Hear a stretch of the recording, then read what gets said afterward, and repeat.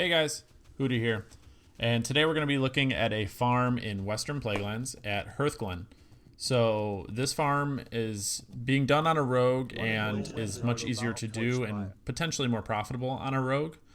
But honestly, the biggest part of this farm is actually the thorium. So being a miner is huge here.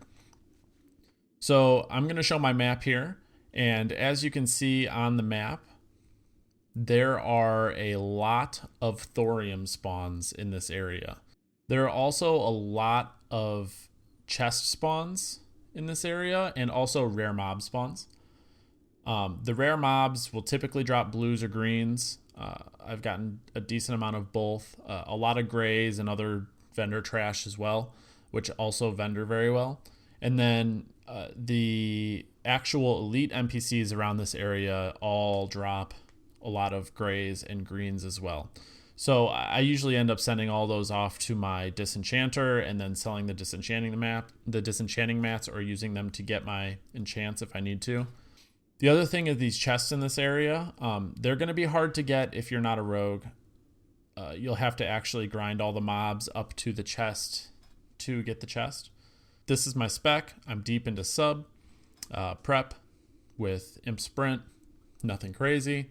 It's probably the easiest for stealth farming, in my opinion, because if you can always use prep to revanish if you need to or whatever. My gear is mostly prebis, nothing crazy. Crafted Heartseeker the other day. That was an expensive one. That's pretty much it. I've got a couple pieces of Night Slayer, only one equipped right now though. And first we're going to start off by showing the route. So a thorium node spawns over here in the corner. Basically, you want to give priority to all of the mining nodes over everything else. So pretty much every chance I get, you'll see here, I go and check to see if there are any thorium spawns, because there's always a chance that you could get an arcane crystal, which on my server sells for 50 to 60 gold. And there are times where there's a lot of people here and the thorium spawns are pretty competitive depending on what time you're here at. And then there are other times that it's completely dead and you have free reign over all the thorium spawns. And I've gotten 3, 4, 5 arcane crystals in an hour here before. If you get really lucky, could also happen to you. And that's a few hundred gold in an hour. And then on top of that, I also end up getting quite a few greens, maybe a blue, if I'm lucky. I've gotten a couple backpacks, traveler's backpacks here.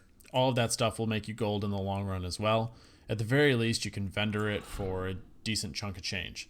So I like to run around, check those thorium spawns, and then I come in here, pickpocket my way in, get that little bit of extra gold, pick up any heavy junk boxes, and a chest will typically spawn in the back of this building.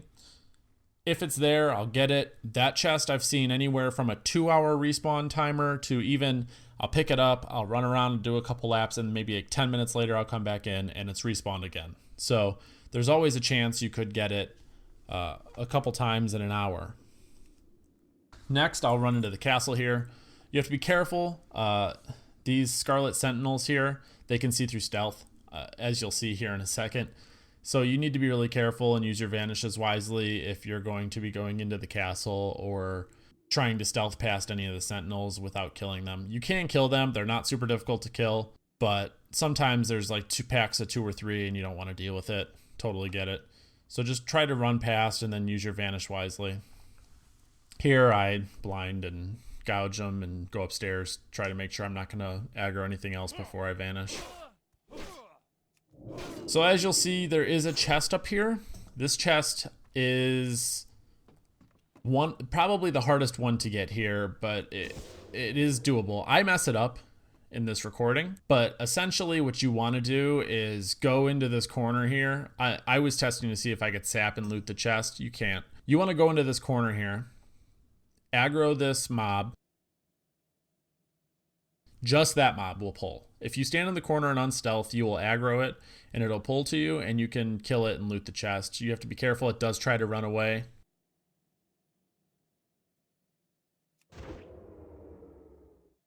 See, I thought I could get that chest. The timer went all the way through and then it just didn't loot it. So I vanished, and I noticed that my prep was on cooldown because I used it, and my vanish was on cooldown now after pulling this and trying. So I just blinded the NPC, popped my sprint. And the best way to get out of here without dying, if you need to, is save your sprint, pop your sprint,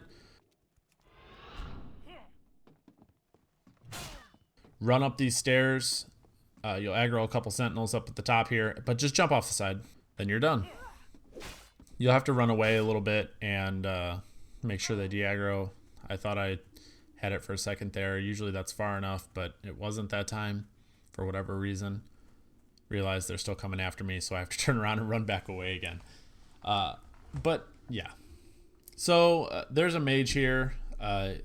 He's been AoE farming the area. You'll see that a lot. The mages will AoE farm the mines and the lumber workers. They're non-elites. There's quite a few of them that spawn in pretty large grouped up packs. So they group them up and will AoE farm them down. And honestly, it's kind of great because I usually pay attention and I wait for the mage to group up all of the non-elite mobs. And it takes them a decent amount of time to kill them usually. So while they're all grouped up in Frost Nova, I like to go up behind them and just pickpocket all the mobs.